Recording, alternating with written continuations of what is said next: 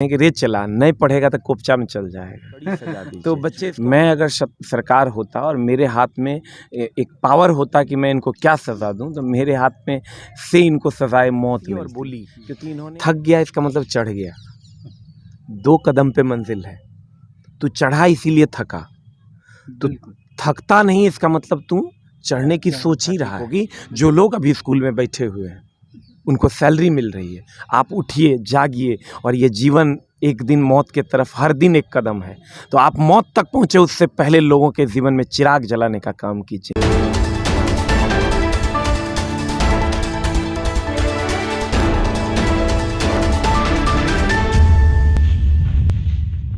जब कभी रिपोर्टिंग में ये कहने की ज़रूरत पड़ जाती है कि हमारा देश विकास के पथ पर अग्रसर है, उसी समय तत्क्षण हमारा ध्यान इन बच्चों पर जाता है।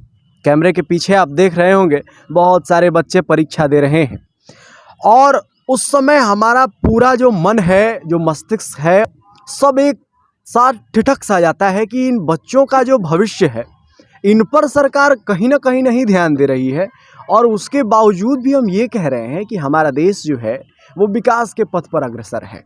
अभी कुछ दिन पहले ही बीपीएससी का पेपर जो है वो लीक हुआ। बहुत सारे बच्चे परीक्षा सेंटर पे पहुंचे हुए थे, और वहां से ज्यों ही परीक्षा देकर के बाहर निकले, सोशल मीडिया पर एक खबर उनके सामने आई कि आप जो परीक्षा देकर के आए हैं, जो आप मेहनत इतना किए, सारा धूल मिट्टी हो गया। इन सभी विषयों पर और विद्यार्थियों के भविष्य पर बात करने के लिए हमारे साथ एसके झा सर मौजूद है। बहुत बहुत स्वागत है सर आपका हमारे चैनल। आपके सभी दर्शकों को मेरा प्रणाम है, और बहुत अच्छी बात आप लोग उठाए हैं, इसके लिए आपको भी सर बहुत बहुत धन्यवाद है कि आप लोग इन मुद्दों पर अब आ रहे हैं, जहां से आप लोग भटक चुके थे। तो इन मुद्दों पर आना ज़रूरी था।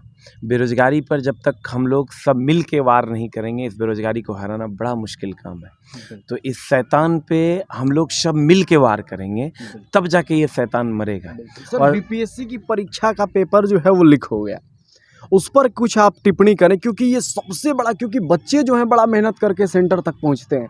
आप पीछे भी देख पा रहे हैं बच्चे बैठे हुए हैं, और जब जब बच्चों की बात आती है, थोड़ा सा बातें और भी निपातिक भाषा में करनी होती है, बलपूर्वक करना होता है, क्योंकि सरकार बच्चों पर ध्यान बड़ा कम दे रही है, इसीलिए तो पेपर्स लीक हो रहे हैं। नहीं, देखिए, है क्या, इस पर एक्शन लेने की ज़रूरत है जी। समाज को एक सीख देने की ज़रूरत है। तो माननीय नीतीश कुमार से हम ये आग्रह करेंगे कि आप समाज को एक सीख दीजिए और इनको जल्द से जल्द कड़ी से कड़ी सजा दीजिए। मैं अगर सरकार होता और मेरे हाथ में एक पावर होता कि मैं इनको क्या सज़ा दूं, तो मेरे हाथ में से इनको सज़ाए मौत मिलती। क्योंकि इन्होंने लगभग 6 लाख अभ्यर्थी थे, 50 लाख परिवारों को हतोत्साहित करने का काम किया है, और बच्चों का जो एक विश्वास था उसको तोड़ने का काम किया है। आप किसी के घर में चोरी कर लीजिए, वो उतना बड़ा पाप नहीं है जितना बड़ा पाप ये है कि आप उनके विश्वास को तोड़ते हैं। तो ये काम सरकार के कुछ कर्मियों ने किया है, उनको सख्त से सख्त सज़ा दी जाए।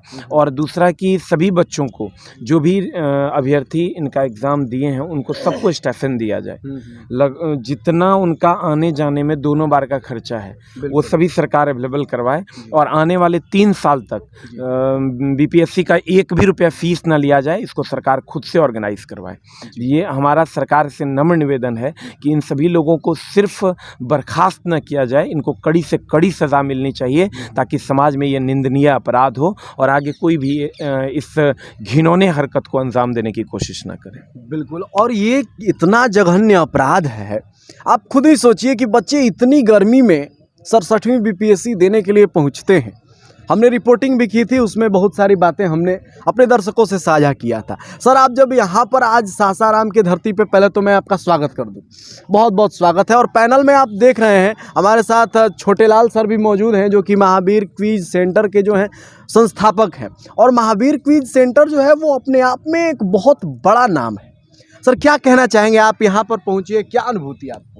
सर, हमको तो मतलब अब क्या कहें, इस धरती को बार बार देखने को मन करता है मेरा जी, जहाँ से शिक्षा की अलख जगाई जा रही है। कहते हैं सर कि शिक्षा वो शेरनी का दूध है, जिसने पिया वही दहाड़ा है। तो वही दूध इन लोगों को पिलाया जा रहा है, और इसमें हमको तो बड़ा देखकर आश्चर्य लगता है कि जो भी बंदा इसको ऑर्गेनाइज कर रहा है सारे लोग ऑलरेडी जॉब में हैं और किसी भी आदमी के पास ईगो नहीं है। और छोटेलाल सर को मैं स्पेशल धन्यवाद देना चाहूँगा और यहाँ के जितने भी लोग हैं कि और एक सर थे जिन्होंने इसका नींव रखा था, राजेश पासवान जी। अब बताइए इन दोनों लोगों ने एक छोटा सा आइडिया सोचा होगा, कभी सोचा नहीं होगा कि ये इतना बड़ा होगा। मैं जब 12th में पढ़ता था तो मैंने एक बार बहुत नेशनल टीवी पे देखा तो हम लोग दोस्तों में आपस में चर्चा कर रहे थे क्या ऐसा भी जुनून संभव है। तो मेरा समझिए कि पिछले 4-5 साल से मन था कि एक बार मैं यहाँ आऊँ और संजोग से छोटेलाल भाई ने ये मौका हमको दिया है। इनके लिए छोटेलाल भाई को बहुत बहुत धन्यवाद। और हमको लगता है कि इन जैसे लोगों को सरकार को विभूषित करना चाहिए। ये जो कंगना रनावत को आप पद्म विभूषण और भारत भूषण देने की बात करते हैं, उनको नहीं देके आप इन लोगों को सम्मानित कीजिए, जिससे शिक्षा को एक नई दिशा मिलती है, जिससे लोगों को एक नई उम्मीद मिलती है, जिससे लोगों को एक नई आश की किरण दिखाई देती है। लगता है कि मेरा घर बदल जाएगा। वो ऐसे लोग हैं जो लोगों के घर में चिराग जलाने का काम कर रहे हैं, एक उम्मीद बनने का काम कर रहे हैं। इन लोगों को हम लोग सब मिल के सपोर्ट करना होगा। हम लोग अगर अच्छे काम को सपोर्ट नहीं करेंगे तो फिर ये चीज़ें आगे नहीं बढ़ पाएंगी। समाज में अच्छे को अच्छा कहने वाले लोग ख़त्म हो गए हैं, उनको आगे आना होगा और अच्छे लोगों को एक रिस्पेक्ट, जो सम्मान उनको चाहिए वो उनको देना होगा, ताकि उनको देखकर और भी लोग उतना अच्छा कर पाएँ। तो इसलिए हम सभी जो भी दर्शक महावीर कुछ सेंटर इस वीडियो को देख रहे हैं, महावीर कुछ सेंटर कुराइच में है, महावीर स्थान में ये चलता है और ये सबकी उम्मीद बना हुआ है। तो जब भी आपको मौका मिले इनके किसी भी अभ्यर्थी को आप कुछ न कुछ ज़रूर सपोर्ट करें और कोशिश करें कि कुछ न कुछ। हमको बड़ा अच्छा लगा कि यहाँ एक भैया हैं बगल में, समझिए कि वो अपना इन्वर्टर तक का कनेक्शन, अपने बिजली का कनेक्शन यहाँ दिए हुए हैं। लोग एक बल्ब नहीं जलाने देते हैं, वो तो लोगों के दिलों में बल्ब जला कर चले गए। तो ये एक जुनून होता है, एक जोश होता है। और हम जब यहाँ आए तो समझिए कि मतलब हमको लगा नहीं कि हम सासा इस क्षेत्र में हम कभी नहीं आए थे, लेकिन जब यहाँ आए तो लग रहा है कि हम अपने घर में ही बैठे हुए हैं। तो वो फीलिंग्स मिल रही है और बच्चों का इतना सारा प्यार। आप देखिए पीछे सारे बच्चे बेरोजगारी रूपी शैतान पे एक वार कर रहे हैं। और जितने भी इन्विजिलेटर हैं, जो लोग एग्ज़ाम कंडक्ट करवा रहे हैं, देखिए एक एक चीज़ की व्यवस्था इन्होंने की है। ये पेन भी अवेलेबल है, वो बच्चों को रफ़ कॉपी मिल रहा है, मतलब एक एक चीज़ की व्यवस्थाएं हुई है। तो इनके लिए मैं इन लोगों को सर 100 बार धन्यवाद देता हूँ। ऐसे ही लोगों को आगे आना होगा, खाली कमेंट बॉक्स में कमेंट करने से नहीं काम चलेगा। आपको आगे आकर समाज को बदलने के लिए एक कदम उठाना पड़ेगा। सफाई कर्मी को भी एक कदम उठाना पड़ेगा, इंजीनियर को भी एक कदम उठाना पड़ेगा, डॉक्टर को भी एक कदम उठाना पड़ेगा, तब हमारा समाज आगे बढ़ेगा। जब हम किसी शिक्षकों से मिलते हैं तो हम जरूर बात कर लेना चाहते हैं बिहार की जो ये मौजूदा शिक्षा व्यवस्था है उस पर, क्योंकि आप लोग सर देख रहे हैं जो बेरोजगारी हम लोग आंकड़ों में बता रहे हैं वो सर लगातार अपने ट्यूशनों में देख रहे हैं। पटना चूँकि आपका कोचिंग सेंटर है, बहुत सारे बच्चे हैं। तो सर किस तरह से जो शिक्षा व्यवस्था है, जिसको ये कहा गया कि बहुत ही निचले स्तर की, और जो रैंकिंग भी आप देखिए उसमें भी इसका एकदम निचला पायदान पे स्थान है, तो इसको कैसे सुधारा जा सकता है सर? देखिए सर, है क्या, इसमें हम लोग भी जिम्मेवार हैं। सिर्फ सरकार जिम्मेवार नहीं है, हमारे चाचा, मामा, फूआ, ये लोग मास्टर बने बैठे हैं। जी। तो इनको तो अपनी रिस्पॉन्सिबिलिटी समझनी होगी। ये लोग अपना मोरल वैल्यू बेच चुके हैं। शिक्षक जब तक अपनी मोरल वैल्यू पे काम नहीं करेगा तब तक समाज को आगे नहीं लेके जा सकता। आप सोचिए कि नीतीश कुमार जी के चाहने से क्या शिक्षा ठीक हो जाएगी? एकदम नहीं होगी। हमारे चाचा, मामा, फूआ, इन लोगों के चाहने से शिक्षा ठीक होगी। हमारी दीदी के चाहने से शिक्षा ठीक होगी। जो लोग अभी स्कूल में बैठे हुए हैं, उनको सैलरी मिल रही है। आप उठिए, जागिए, और ये जीवन एक दिन मौत के तरफ हर दिन एक कदम है। तो आप मौत तक पहुँचे उससे पहले लोगों के जीवन में चिराग जलाने का काम कीजिए। अगर कोई शिक्षक आज ये मेरा वीडियो देख रहा है तो मैं उनसे नम्र निवेदन करूंगा कि समाज के लिए कुछ करने का मौका मिला है, इसे हाथ से न जाने दीजिए, नहीं तो ऊपर जाके आपको जवाब देना होगा कि मैंने जो आपको ये काम सौंपा था उसमें आपने क्या किया।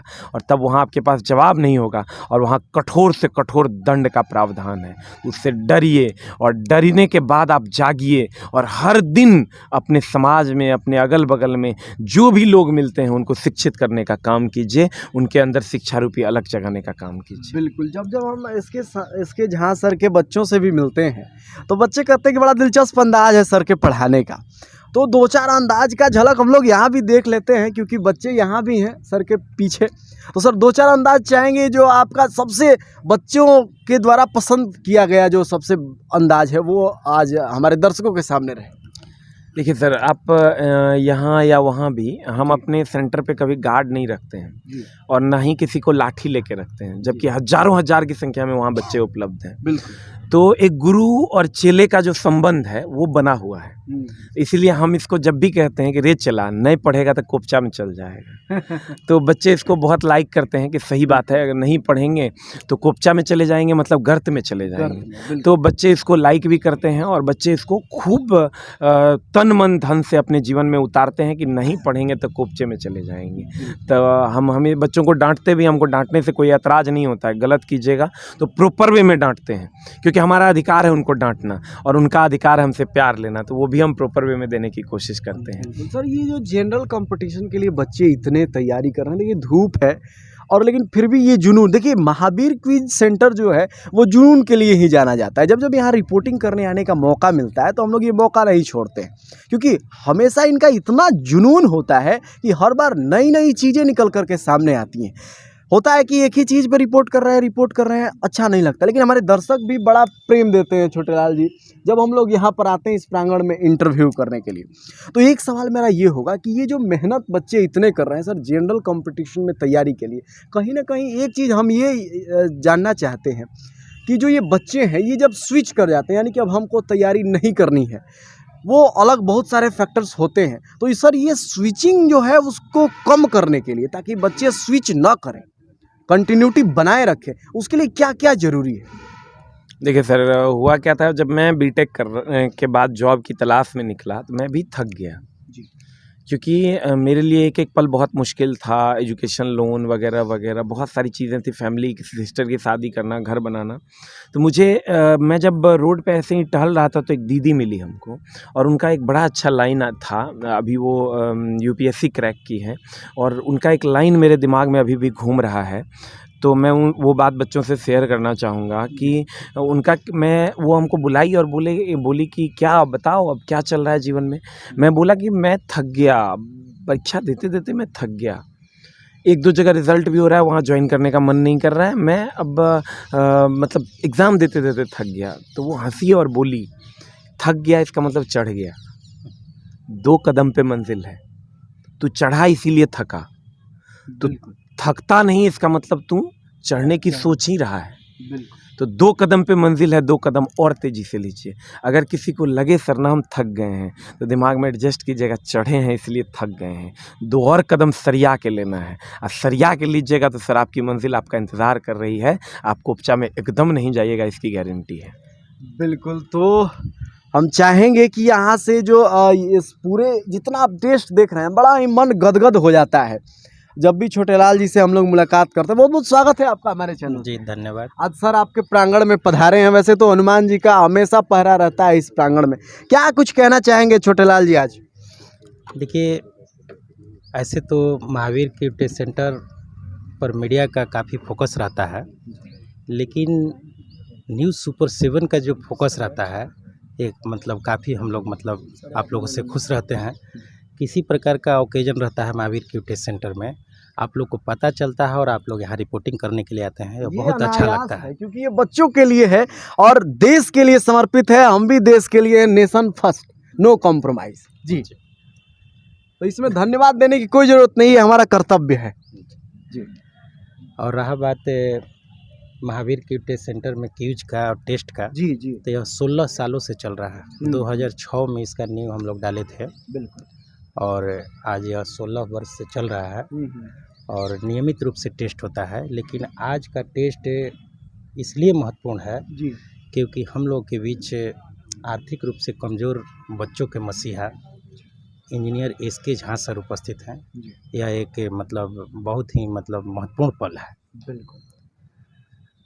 हमने सर के बारे में जब अध्ययन किया तो मुझे लगा कि सर को सासाराम के धरती पर भी आना चाहिए। बिल्कुल बिल्कुल।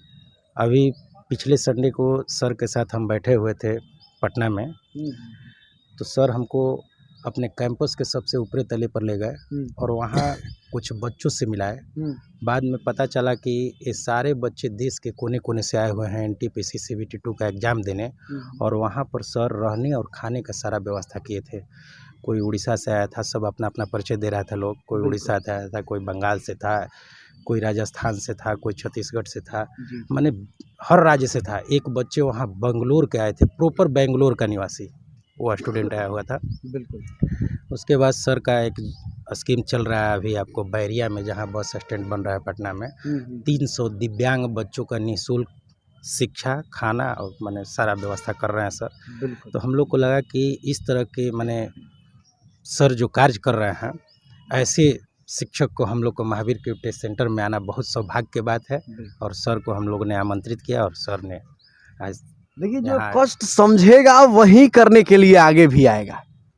जो बच्चे हैं किस तरह से कितने मेहनत करते हैं, क्योंकि सर समझते हैं, सर ने वो लाइफ देखी है। सर ने जैसा किस्सा भी हमारे साथ साझा किया कि थक चुके, तो उनकी एक दीदी जो मिली थी आज UPSC क्रैक कर चुकी हैं, उन्होंने बताया कि थक गए, इसका मतलब कि ये मंजिल करीब है, आपने सफ़र तय किया है बहुत दूर, इसी वजह से थक गए हैं।